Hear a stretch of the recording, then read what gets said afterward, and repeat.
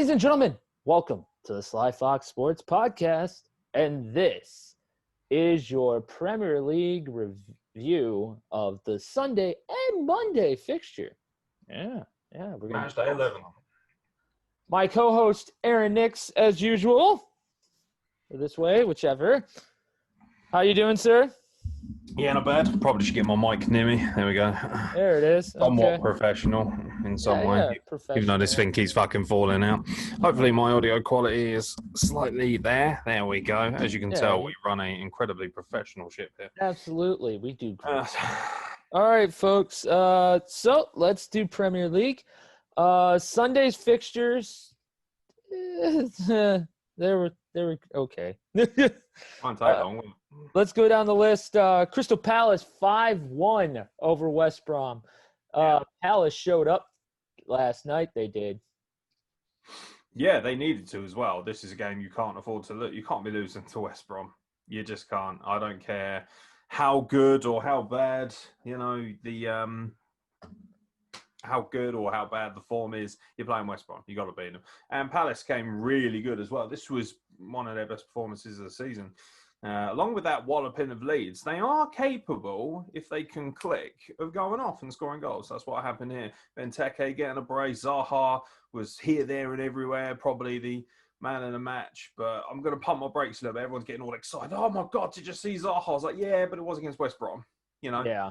I want him to play these kind of games against higher opposition, Let's see what he can do against like an Arsenal or a Manchester United. Let's see what he can do then. Opposition. Oh, yeah, that's true. Okay, fine. A Liverpool or a Chelsea. That's high opposition. I mean, the only thing that's high about Arsenal is their fucking drug count by the look of it. Oh, shit. So then the next, we've got Sheffield United falling to Leicester 2-1, which we called it. But little bit of a, gasper there, with the late shot by Vardy. If it wasn't Vardy, but that's the thing. Leicester, again, didn't play very well. Looked very similar in terms of their setup to how they played against Fulham, who are not a very good side either. And, of course, Fulham beat them. And that was at home. So Sheffield United are by far and away the worst team in this league. And you kind of feel sorry for Wilder a bit. It's really funny, actually. Somebody posted a retrospect. I think it was like a tweet somebody had put out. A lot of the sort of independent pundits with a lot of clout were saying that could Sheffield United push on for a Champions League spot this year. And it's gone completely the other way. I think what they meant when they said Champions League spot, I think they meant championship spot, not Champions League spot. So, it is tough, isn't it? But you know what? Leicester had the quality when it counted, Vardy getting the goal. And to be fair, they were creating opportunities. Sheffield United are playing as hard as they can, but they've got no quality in that side whatsoever. I think it's honestly, they lost Dean Henderson to being called up by United, and they didn't have anybody else to fall back on. He was like their backbone. I like to do the comparison count. That's how I look at the quality of a team. And I look at your team and I say, for instance, if somebody says to me, Arsenal should be top 4, okay, so let's look at Arsenal's team. We'll mention them in a minute anyway. But we look at their team and say, okay, how many of those players would legitimately replace players that play in their position for their team in a top 4 position? Case in point, is David Luiz going to replace Kurt Zouma at Chelsea if he had no. And we've already tried that experiment anyway. And you look at Sheffield United's team, not a single player in that team, honestly, would find himself playing, particularly right now, playing in an even remotely half-decent Premier League outfit. This looks like a League One side that's been dropped into the Premiership all of a sudden, the Premier League, excuse me. So, yeah, no, it's a tough one for them, but they're going down, and they're going down pretty heavily. Yeah. And it's sad because, Sheffield United were one of those cheeky underdogs last year and did pretty well, but then fell off at the end, and now Well, they had a lot of just, passion, and they played good football last season as well, and they had a little bit of a quality, but they haven't strengthened this side whatsoever. They've gone backwards. They're the only team, actually, that's gone backwards in some way or another, you could argue. Because, you look at teams like, obviously, Fulham, they came back up. It's a bit hard to go backwards when you're a promoted side, but you look at all the teams that are down there. Burnley, probably the only other team you could argue have gone backwards along with them, and it shows in the form and the position they're in the table. next game we'll talk about is a head scratcher, is what it is.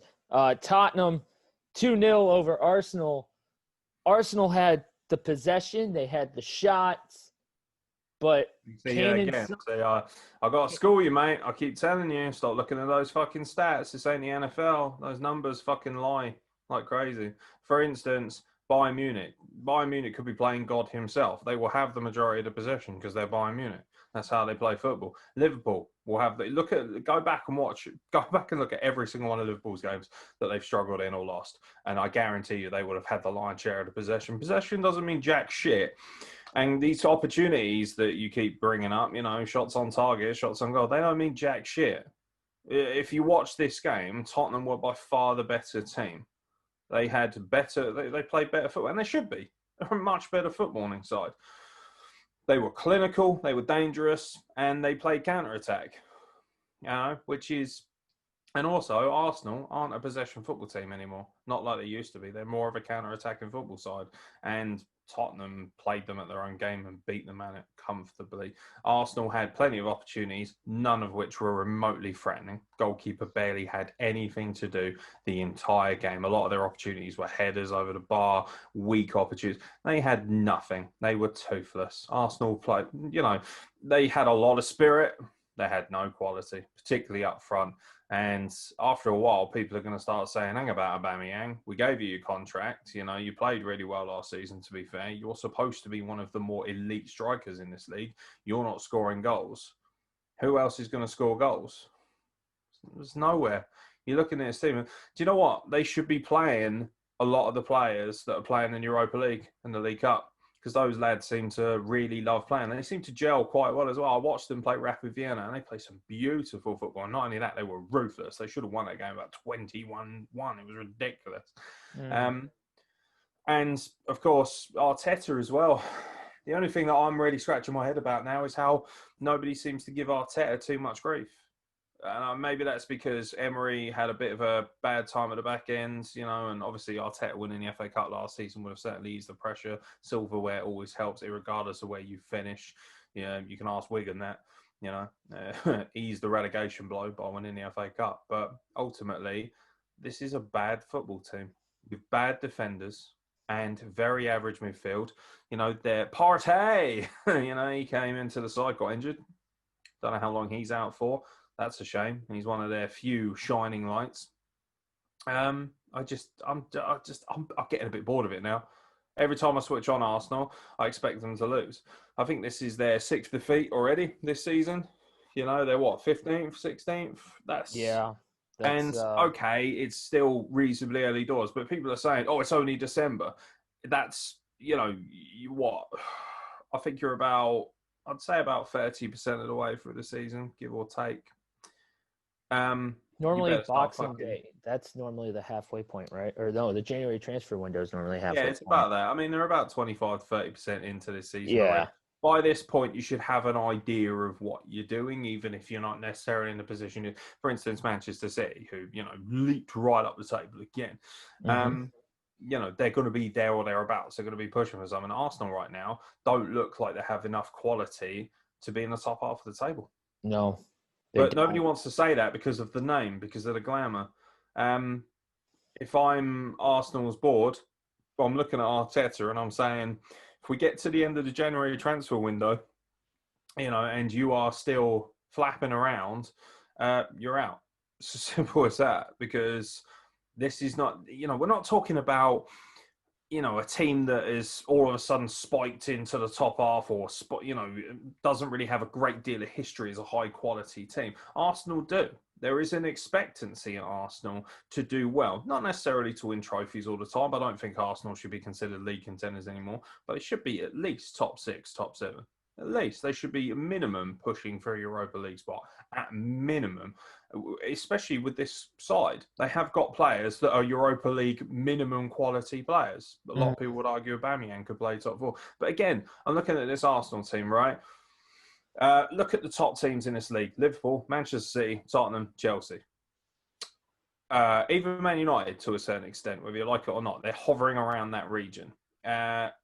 And then, of course, you've got, the chasing pack, the Evertons, the Southamptons. Right. I look at Arsenal's side, very few of those players, for me, if I was managing those teams, any of those other teams, very few Arsenal players I would look at and say, and this is my comparison test, I would say, I'd like to have him on my side. That back four is atrocious. It needs to be fixed. It's pathetic. None of those players are good enough to play as a starting position. They're good enough to play if all you want to do is stay in the Premier League. Sure, no problem. Fulham will probably be very happy with this back four. But ultimately, it's laughable. If you want to be even remotely close to a European spot, that back four is pathetic. And it's about time somebody said that. Hector Bellerin, great pace, very athletic player, absolutely weak as piss in the tackle. David Luiz is a bobble-headed prick. He's got no idea what he's doing. He's fucking useless. Maitland-Niles is a nice lad, doesn't get enough game time for me. I feel like he could be. Rob Holding plays all right, considering that he only costs, $1 million? So for $1 million, actually, he plays really well. If Rob Holding was playing for Fulham, Burnley, someone like that, we'd all be like, do you know what? Not bad. All right for $1 million. But it's Arsenal. What the fuck are you doing playing players like that cost $1 million? That tells you everything you need to know. Yeah, he's good value for money, but if you're Arsenal, this isn't the Arsene Wenger years where he somehow managed to blag Gael Clichy for 250 grand. Nowadays, you can't get away with that. No. Spend the fucking money, buy the quality players. I'll tell you what, turf your scout out as well, because the players you're bringing in are bad footballers. I like Pepe. I think he's very talented. I can guarantee if he played for a different team, he'd play better. But, there's a lot of... To be fair, Arsenal spent a lot of money, actually. A lot more money than people realise. Maybe not as much as Spurs, when they do. Spurs are very clever, though. They make their money up, then spend it. This is... The thing is, this is the derby as well. This is the most important game of the season for me. I'm sorry, if you're an Arsenal fan out there and this isn't your most important game of the season, I question whether you truly are that passionate about being an Arsenal fan. Because, I'll tell you what, it doesn't matter where Fulham play in the league. If QPR come to town, we're foaming at the mouth to get a piece of them. That's how it is, And, Tottenham, they didn't even have to play that well. Arsenal are a bad footballing side, and it's about time somebody said that. They are poor. They deserve to be in a position they're in. And I tell you what, if they don't strengthen and the mentality stays the way it is and they don't look at making some wholesale changes, they could actually end up struggling, to even get into the top half of the table. And dare I say, I know it's ridiculously dramatic, but dare I say, they could end up getting sucked closer to the relegation zone. They can think themselves lucky that there are some really bad teams in the bottom half of that league. Because if there weren't, they'd be in big trouble. Yeah. Poor. Really fucking poor. Every single player needs to look at himself. I'm sorry, it's just not good enough. And people can say they created lots of chances. It's all very well and good crossing the ball and headering the ball 40 yards over the bar. That doesn't mean jack shit. Right. Do something. They're not doing anything at the moment. The best they can hope for is that they have another cup run. Yeah, that's pretty much it there. Next game we'll talk about is Liverpool and Wolves, and you called it. You said Wolves. I thought that Liverpool was going to struggle. Maybe Wolves might come out, and then whoops, they didn't even bother to show up today. Wolves got yesterday humped off the field. Yeah. Liverpool again. I don't care. There's the difference right there, right? Liverpool, right? They've lost so many players to injuries, crucial players, and yet are still tenfold the team at the back that Arsenal are. there's a championship winning spirit there. There's a title winning mentality there that even if all the players they want aren't on the field, they still get the job done. And like I've said, their front line is devastating. And it was proven right here. Wolves had no answer for anything, you know. The only sniff they got on Liverpool's goal was that ludicrous dive when he tried to get a penalty and it was overturned by VAR. VAR doing its job properly, Right. as it should. Clear dive. No wonder Henderson was hot as hell. Still don't like the fact he tried to intimidate the referee. That should have been a card as far as I'm concerned. But Liverpool were dominant. Sane looked good. You know, Joel Matip actually had a really nice game. Of course, Mohamed Salah, you know, they've got options, they've got weapons, and all the time you have plenty of weapons, you don't have to worry too much. Liverpool are going to be there or thereabouts. I would be hesitant to say they may struggle to keep pace with Chelsea and Tottenham the way they're going right now. However, they're easily a top four side still, and that's missing quite a few of their pieces. They are devastating. Look, I wouldn't be surprised if Liverpool are floating around, you know, just sitting up everyone's backsides, you know, around third or fourth. Wouldn't be surprised if they spend some money in January, bring in a couple of defenders for now. Try and bring in some placeholders because Virgil van Dijk, I don't think he's going to play the rest of the season. No, I think he's out for the rest of the season. So, you know, but they're doing very well. Next man up mentality works really well at Liverpool. Indeed. Mohamed Salah opened the scoring. It was his 84th goal in the Premier League, equaling the total of Cristiano Ronaldo scored during his days with Manchester United. Salah needed just 131 games to accomplish fate, 65 fewer than Cristiano Ronaldo, which is a big ask. Big ask. All anyone does is sit on the internet and sit on social media in their little basements eating Cheetos and talking about how it's either Messi or Ronaldo. No. I mean, they are, no question, in the modern age, the two best footballers that have played the game. You know, and they have the goals, the stats, and a large amount of silverware to back that up. But eventually, people are going to recognise how good Mohamed Salah is. You would hope. It very much feels like people don't pay enough attention to him at this point, which is great if you're a Liverpool fan, laughing your way to the bank. You've got one of the best strikers in the world, and people don't seem to be taking him that seriously. That's dangerous. Dangerous. Pretty bad. Yeah, good for him. Great to see him do. And then Monday's fixture, Southampton pulling out a win against Brighton. Yeah. So some people are suggesting this is controversial because of the late penalty by Danny Ings. I personally think it is a penalty. The argument, however, is should it be in a box or not? And that's where you know what? You could give it either way. But that being said, I don't think that Brighton's penalty was a penalty. Is it a handball? Just James Ward-Prowse isn't even looking at the ball. He's not even looking at the ball. You know, he's the ball's kind of gone over his head, and his arm's up naturally. And obviously, you can't have your arm up. So by the letter of the law, yes, it's a penalty. But I thought it was an incredibly harsh decision. So I actually thought the Ings penalty kind of balanced out, and also Brighton. I don't think played that well. They were okay. Yeah, they'll be fine this season. They'll be absolutely fine. They'll be poking around the middle of the table, no worries. But, you know, right now they're in that relegation zone. They're only 3 points ahead of Fulham. Yeah, I think they'll be okay, though. I think they'll be all right. I think they've got. I think they create a lot of opportunities, and when it comes to playing teams like Fulham, like Burnley, they'll get goals. You know, any team that can get draws against teams like Man United and Liverpool at home are always going to have a good opportunity of staying up, as far as I'm concerned. That's something that a lot of other teams, especially the ones below them, can't do. You know, as much as I want Fulham to do well or at least survive, I don't see Fulham getting points off of teams like Liverpool when they come to town. And Brighton are actually doing that. And they were, you know, Brighton were a little bit unlucky. You know, they fought hard enough, and they will argue we should have got a draw again out of this. But again, Brighton's problem is they're just not scoring enough goals. Not scoring enough. And they're creating opportunities. That's the difference between them and a lot of other teams. They're actually creating the opportunities to score goals, not taking them. But Southampton, sticking around, just hanging around like a bad smell.